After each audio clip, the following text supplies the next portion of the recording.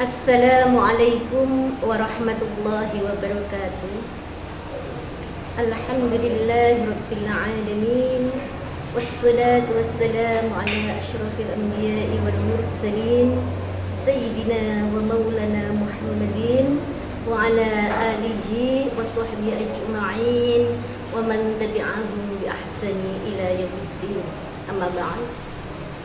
Yang terhormat Bapak Kepala Madrasah MTS Negeri 1 Kota Semarang, yang kami hormati Ibu Kepala Tata Urusan KTU MTS Negeri 1 Semarang, yang kami hormati segenap Dewan Guru dan Pegawai MTS Negeri 1 Kota Semarang, Bapak-bapak, ibu-ibu, orang tua, wali murid kelas 7 tahun pelajaran 2021-2022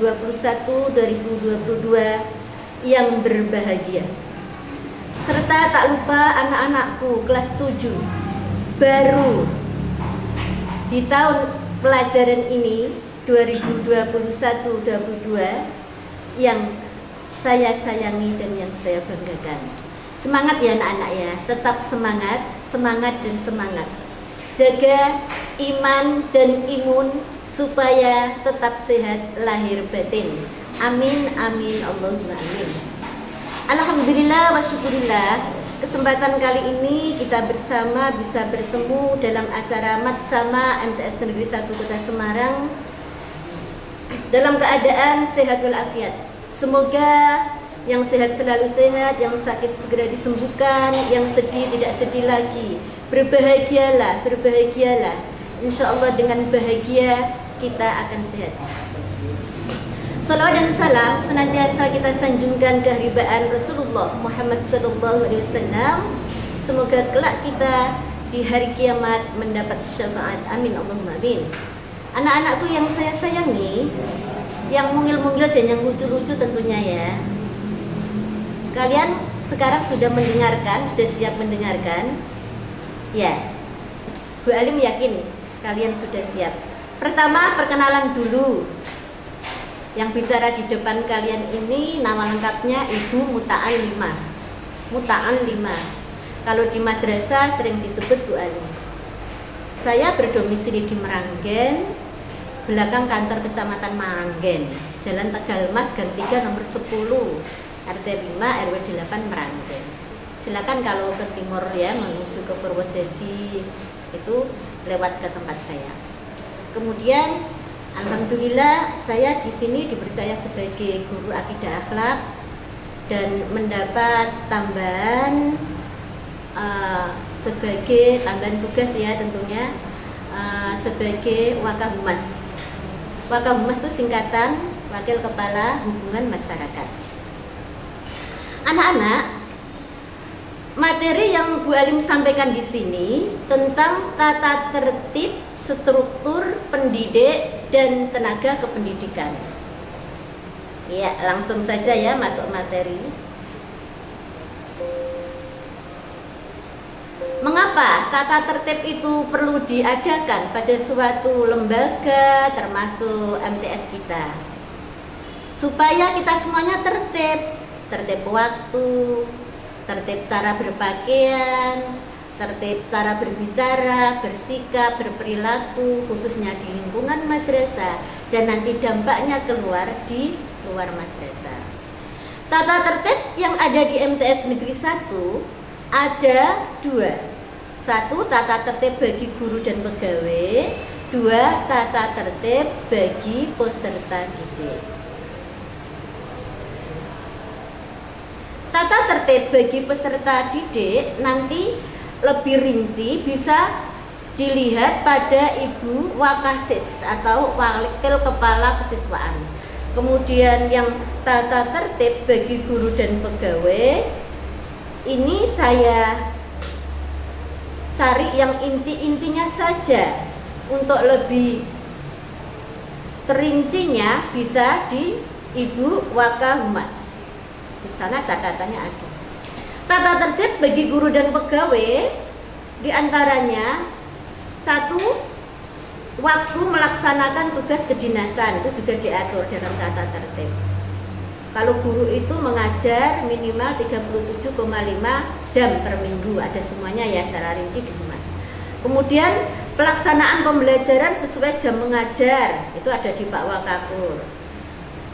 Kemudian pelaksanaan tugas-tugas tambahan seperti tugas guru yang selain mengajar, kepanitiaan sebagai wakas, sebagai ketua lab, pembina ekstrakurikuler dan sebagainya.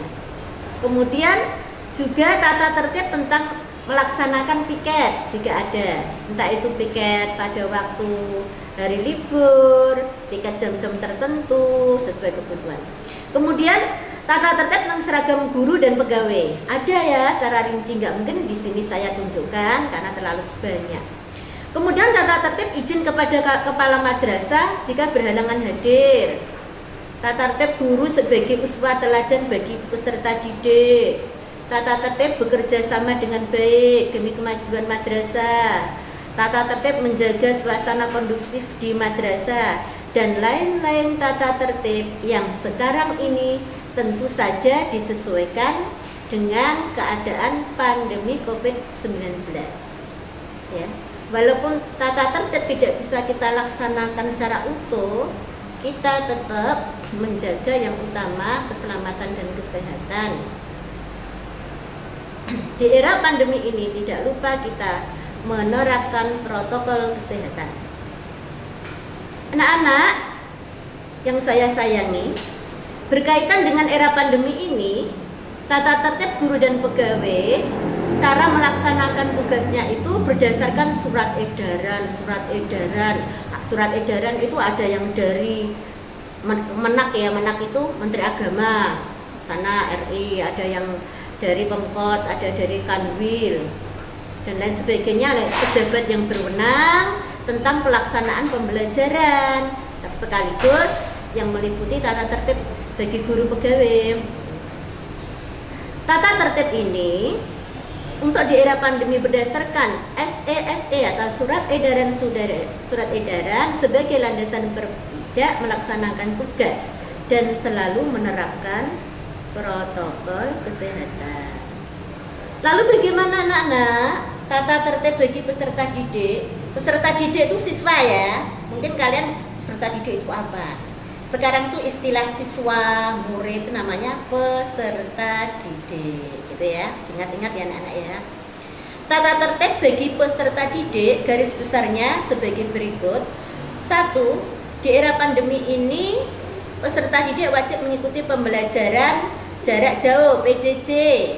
Kalau di sekolah kita itu bisa melalui namanya e-learning, Google Form, Zoom meeting dan sebagainya. Itu Pak Wakakur ya yang mengatur semuanya itu. Kemudian mengikuti informasi-informasi dari madrasah melalui wali kelas masing-masing. Jadi anak-anak nanti kan punya grup. Nah, grup itu nanti kan ada wali kelas tentunya sebagai admin. Nanti wali kelas itu memberi informasi apa. Diikuti ya, jangan pernah tidak mengikuti. Nanti ketinggalan informasi gitu.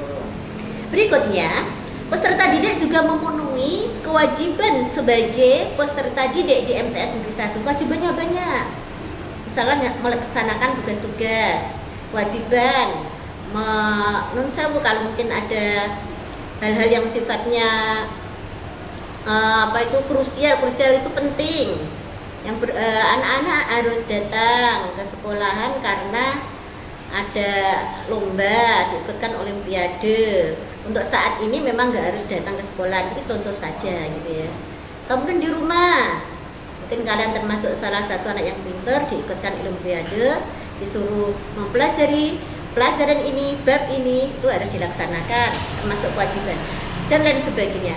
Kemudian menjaga alma mater dan nama baik sekolah, berpartisipasi dalam memajukan madrasah, melaksanakan tata tertib dengan baik dan penuh tanggung jawab, selalu menjaga keselamatan diri dan orang lain dengan cara menerapkan protokol kesehatan. Anak-anak lihatlah, ini struktur organisasi MTS Negeri 1 Kota Semarang. Ya. Ada garis putus-putus, ada garis lurus. Ya, ini sudah masuk struktur ya. Struktur nanti kalau pulang paham bisa tanya orang tuanya atau tanya temannya, buka Google. Ya, struktur organisasi. Jadi sekolah kita itu lembaga besar, pasti ada strukturnya. Sebagai apa? Sebagai melaksanakan, sebagai dasar untuk melaksanakan tugas-tugas. Kalau misalkan ini komite dengan Bapak Kepala Madrasah, ini garisnya putus-putus, tandanya garis komando. Bapak Camat ke bawah ini garisnya lurus, dari mulai unit-unit perpustakaan, kemudian tata usaha, waka-waka, guru-guru, peserta didik itu seperti kalian, murid ya, sampai masyarakat. Ini komando, yang menginstruksi adalah Bapak Camat. Ya, kalau belajar ini saja waktunya panjang. Yang saya terangkan di sini garis besarnya saja, ya. Gitu. Wali kelas banyak anak-anak. Perlu diketahui kalian tuh nanti mempunyai 11 kelas, kelas 7 ya. A, B, C, D, E sampai K. Kemudian sekarang masuk ke pengertian pendidik dan tenaga kependidikan. Anak-anak yang dimaksud pendidik itu adalah guru. Dulu istilahnya guru, sekarang pendidik. Ya. Kemudian tenaga kependidikan itu siapa? Pegawai. Ya, dipahami ya. Caci cili maklum, belum tahu nggak apa-apa. Yang gede-gede aja belum mesti mudah. Gitu. Ya. Coba nih anak ya. Jadi kalau ada bilang pendidik berarti guru. Guruku, pendidikku, tenaga kependidikan, pegawaiku ya, pegawai. Perlu diketahui MTS Negeri 1 Kota Semarang memiliki 66 guru yang terdiri 54 orang guru ASN PNS dan 12 orang guru non ASN. Datanya ada di TU, nanti bisa lihat. Di Humas juga ada. Nanti kalau pas ada kesempatan datang ke sekolah, berdoa aja ya, semoga pandemi segera berlalu, kita bisa bertemu tatap muka, bisa tanya-tanya lebih jelas, bisa lihat nanti. Kemudian para guru ini atau pendidik ini bertanggung jawab kepada kepala madrasah sesuai struktur organisasi tadi ya. Pendidik ini bertanggung jawab langsung ke kepala madrasah. Kemudian setiap guru mengampu mata pelajaran sesuai dengan kualifikasi ilmu yang dimiliki. Pengertian kualifikasi ilmu anak-anak ya, artinya guru itu punya ijazah sesuai apa yang diajarkan di madrasah. Misalnya guru seni budaya, pasti guru yang di sini punya ijazah seni budaya. Tidak mungkin guru seni budaya mengajar bahasa Arab. Begitu sebaliknya. Bu Alim guru agama, prodinya akidah akhlak, saya mesti ngajar akidah akhlak. Jadi itu namanya kualifikasi ilmu, dan alhamdulillah semua guru sudah sesuai dengan kualifikasi ilmu dengan jenjang pendidikan antara S1 dan S2 ya. Kemudian yang dimaksud tenaga kependidikan atau pegawai ini, MTS Negeri 1 Kota Semarang memiliki sejumlah 15 pegawai. 5 ASN atau PNS, 10 pegawai yang non ASN. Pegawai yang non ASN ini termasuk petugas kebersihan dan satpam. Masuk pegawai itu anak-anak. Berikutnya, para pegawai ini bertanggung jawab kepada KTU. Ya. Jadi kalau guru tanggung jawabnya pada Pak Kepala Sekolah, kalau pegawai pada KTU. Jadi ada tugasnya masing-masing. Kemudian setiap pegawai berperan dengan tugasnya masing-masing. Ya, ini anak-anak, ini gambar contoh beberapa wajah yang Bu Anim tampilkan, jajaran pimpinan MTS Negeri 1 Semarang. Ini Bapak Kepala Madrasah kita, ya. Namanya Bapak Haji Asroni, Dr. Andes Haji Asroni MAD. Nanti kalau ketemu di jalan, kok ada seperti fotonya ini bisa disapa ya. Kemudian ini Ibu KTU, Kepala Urusan Tata Usaha, disingkat KTU. Namanya Ibu Ibu Ima Setiawati SAG.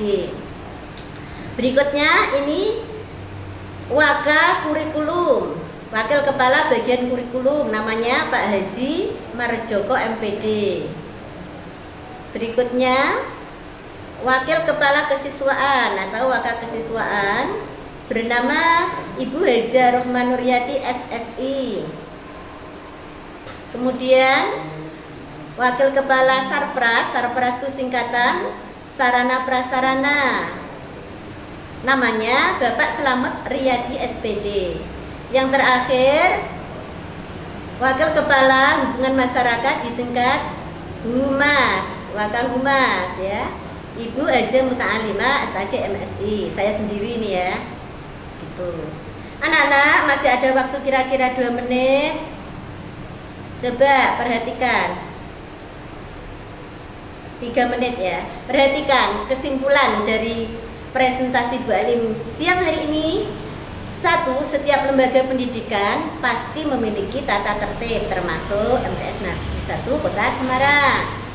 2. Struktur organisasi yang ada di MTS Negeri 1 Kota Semarang menunjukkan arah melaksanakan tugas yang dipimpin oleh Bapak Kepala Madrasah. 3. Pendidik di MTS Negeri 1 Kota Semarang berkualifikasi keilmuan sesuai dengan ijazah yang dimiliki dan mata pelajaran yang diampu, yang berpendidikan S1 sampai S2. Kemudian tenaga kependidikan di MTS Negeri 1 Semarang melaksanakan tugas sesuai tugas masing-masing. Penugasan anak-anak, penugasan ini dibaca dan bisa dicatat. Saya kasih waktu ya. Nanti setelah anak-anak menulis di buku atau di kertas bisa dikirimkan ke pendamping masing-masing ya, ke guru pendamping maksudnya. Boleh langsung difoto dikirimkan lewat WA atau bentuk file, kemudian dikirimkan ke WA, boleh Word, boleh PDF, terserah ya. Ini tidak saya bacakan, nanti dibaca sendiri tugas ini. Tugas ini juga nanti dinilai anak-anak ya. Diperhatikan. Ya. Kalau anak-anak bisa menjawab 5 dari tugas ini, berarti paham apa yang saya sampaikan pada hari ini. Demikian anak-anak, sebelum berpisah, mari kita berdoa sambil bersolawat. Semoga kita senantiasa diberi kesehatan yang barokah. Tirukan ya, siap? Allahumma sholli ala sayyidina Muhammadin tibbil qulubi wa dawaiha wa afiyatil abdani wa shifaiha wa nuril absari wa diyaiha wa ala alihi wa sahbihi wa sallim. Allahumma salli ala sayyidina Muhammadin tibbil qulubi wa dawaiha